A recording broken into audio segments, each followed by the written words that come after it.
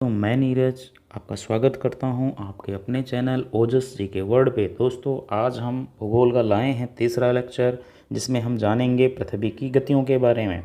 इससे पहले हमने 2 लेक्चरों में ग्रह तारों और पृथ्वी और सूर्य से संबंधित कुछ फैक्टों को जान लिया था। आज हम दोस्तों जानेंगे पृथ्वी की गतियों के बारे में। दोस्तों, पृथ्वी जो होती है उसकी 2 गतियाँ करती है। पृथ्वी जो है वो 2 गतियाँ करती है। पृथ्वी की एक दैनिक गति होती है और एक वार्षिक गति होती है। दैनिक गति जो होती है वो पृथ्वी सतत अपने अक्ष पर पश्चिम से पूर्व लट्टू की भांति गति करती रहती है, जिसको दैनिक गति अथवा घूर्णन अथवा परिभ्रमण कहते हैं। रोटेशन, इंग्लिश में इसमें रोटेशन कहते हैं। पृथ्वी जो है पश्चिम से पूर्व, दोस्तों पृथ्वी जो है पश्चिम से पूर्व घूमती है। ये इधर ईस्ट है, वेस्ट है, नॉर्थ है, साउथ है। ये पश्चिम से पूर्व गति करती है। और ये जो इसकी गति करने की स्पीड है वो है 1670 किलोमीटर प्रति घंटा की चाल है। और ये लगभग 23 घंटे 56 मिनट 4 सेकंड में एक पूरा घूर्णन पूर्ण कर लेती है। 23 घंटे 56 मिनट व 4 सेकंड में इसका एक घूर्णन जो होता है पूर्ण हो जाता है। पृथ्वी की अब अक्ष की बात कर लेते हैं। जो अक्ष होता है वो उत्तरी और दक्षिणी ध्रुवों को मिलाने वाली एक काल्पनिक रेखा है। पृथ्वी अपने अक्ष पर 23.5 अंश झुकी हुई है, क्योंकि पृथ्वी को ऐसे सीधा होना चाहिए, लेकिन जो पृथ्वी है वो ऐसे ना होकर बल्कि ऐसे है, यानी 23.5 अंश का जो है ये इसका झुकाव है। अगर हम कक्षीय तल की बात कर लें तो पृथ्वी जो है 66.5 अंश का कक्षीय तल बनाती है, कोण बनाती है। दोस्तों, पृथ्वी की दैनिक गतियों के प्रभाव हैं दिन रात का होना। दोस्तों, अगर पृथ्वी की दैनिक गति रुक जावे या पृथ्वी अपने जगह पर स्थिर हो जावे तो दिन रात नहीं होगी, अर्थात जहाँ पे दिन है वहाँ दिन ही रहेगा और जहाँ पे रात है वहाँ रात ही रहेगी। दोस्तों, इसके अलावा पृथ्वी की दैनिक गतियों का जो प्रभाव है हमको रात में या दिन में जो खगोलीय पिंड होते हैं, जैसे सूर्य है, चंद्रमा है, ये हमें पश्चिम गति करते हुए दिखाई देते हैं। दोस्तों, दैनिक गति के कारण ही समय की संकल्पना का उदय हुआ है। दोस्तों, दैनिक गति के कारण ही पृथ्वी के पवन तथा महासागरीय धाराओं में विचलन होती है। दोस्तों, पृथ्वी की जो आकृति है वो भूभाग जैसी है। ये पृथ्वी की दैनिक गति के कारण ही संभव हो पाई है। दोस्तों, जो दिशाओं का आधार है, हमने जो दिशाओं के बारे में जो हमने एक धारणा बना रखी है कि जिधर सूर्य उदय होगा उधर हम पूर्व रखेंगे और जिधर अस्त होगा उधर हम पश्चिम रखेंगे। तो ये जो है पृथ्वी की दैनिक गतियों के प्रभाव के कारण ही हो पाई। दोस्तों, इसके अलावा पृथ्वी की एक दूसरी गति है जिसे पृथ्वी की हम वार्षिक गति कहते हैं। वार्षिक गति से दोस्तों ऋतुओं में परिवर्तन आता है। वार्षिक गति कैसे करती है पृथ्वी? दोस्तों, पृथ्वी अपने अक्ष पर घूमते हुए सूर्य के चारों ओर लगभग 1,07,000 किलोमीटर प्रति घंटा की स्पीड से दीर्घ वृत्ताकार पथ पर चक्कर लगाती है, जिससे पृथ्वी की हम वार्षिक गति कहते हैं अथवा परिक्रमा गति कहते हैं। पृथ्वी की परिक्रमा गति कहते हैं। ये जो पृथ्वी है सूर्य की परिक्रमा 365 दिन 5 घंटे और 48 मिनट और 46 सेकंड में कर लेती है। अर्थात जो पृथ्वी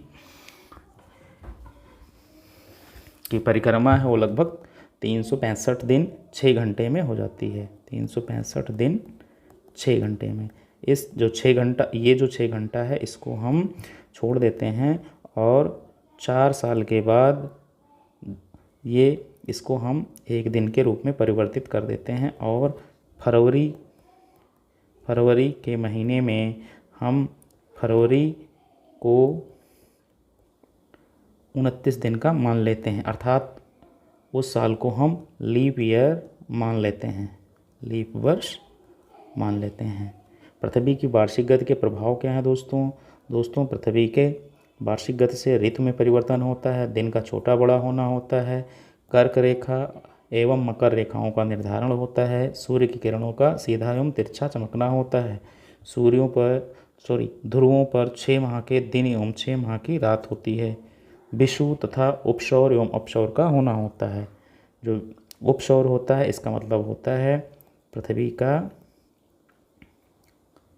सूर्य के नज़दीक होना। जो अपसौर होता है इसका मतलब होता है पृथ्वी का सूर्य से दूर होना। ये सामान्यतः जो स्थिति होती है, ये सन है और ये है पृथ्वी। ये जो अपसौर होता है ये 4 जुलाई को होता है, यानी 4 जुलाई को जो पृथ्वी होती है वो सूर्य से अधिकतम दूरी पर होती है। और ये 3 जनवरी की स्थिति है। इस दिन जो सूर्य से पृथ्वी जो होती है वो नज़दीक होती है, इसको हम उपसौर कहते हैं। दोस्तों, जो ऋतु परिवर्तन होता है ये पृथ्वी के अपने अक्ष पर 23.5 अंश के झुकाव के कारण है। ये सूरज की परिक्रमा करते समय पृथ्वी के सभी अक्षांशों पर एक समान प्रकाश नहीं पड़ता है।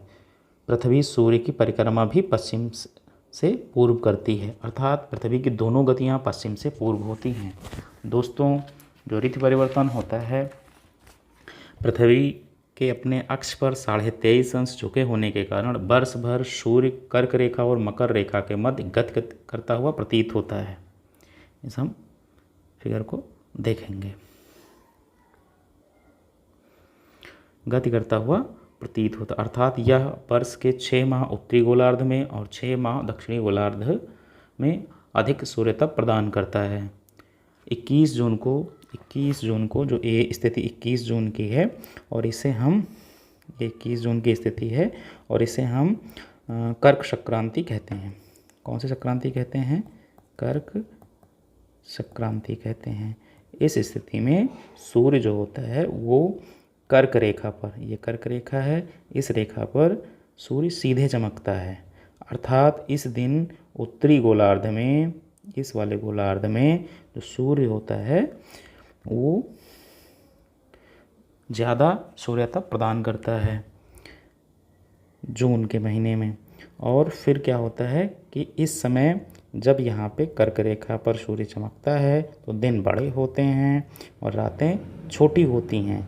इसका ठीक विपरीत दक्षिणी गोलार्ध में होता है, क्योंकि यहाँ सूर्य का प्रकाश जो नहीं पहुँच पाता है, इसलिए यहाँ पे ध्रुव पर, जो दक्षिणी ध्रुव है, इस वाले हिस्से में क्या होता है कि जो है 6 महीने की रात होती है, जबकि इस वाले उत्तरी ध्रुवीय प्रदेशों में 6 महीने के दिन होते हैं। और दक्षिणी गोलार्ध में इस वाले हिस्से में सूर्य का प्रकाश बहुत कम पहुंचता है, तो यहाँ पे जो दिन होते हैं छोटे होते हैं, रातें लंबी होती हैं, अर्थात ठीक विपरीत होता है। कैसे विपरीत क्या होता है दोस्तों? उत्तरी गोलार्ध में दिन सबसे बड़े होते हैं और जो रातें होती हैं वो छोटी होती हैं, जबकि दक्षिणी गोलार्ध में दिन जो होते हैं छोटे होते हैं और रातें लंबी होती हैं। फिर ये जून का हो गया, जून, जुलाई, अगस्त, ये सितंबर की स्थिति है। सितंबर की स्थिति में ये विषुवत रेखा पर सूर्य जो होता है सीधे चमकने लगता है और इस स्थिति को हम, ये शरद ऋतु के महीने में आती है और इसको हम शरद विषु कहते हैं। ये होता है 23 सितंबर को। ये 23 सितंबर को होता है। इसमें क्या होता है कि जो सूर्य है वो विषुवत रेखा पर सीधे चमकता है।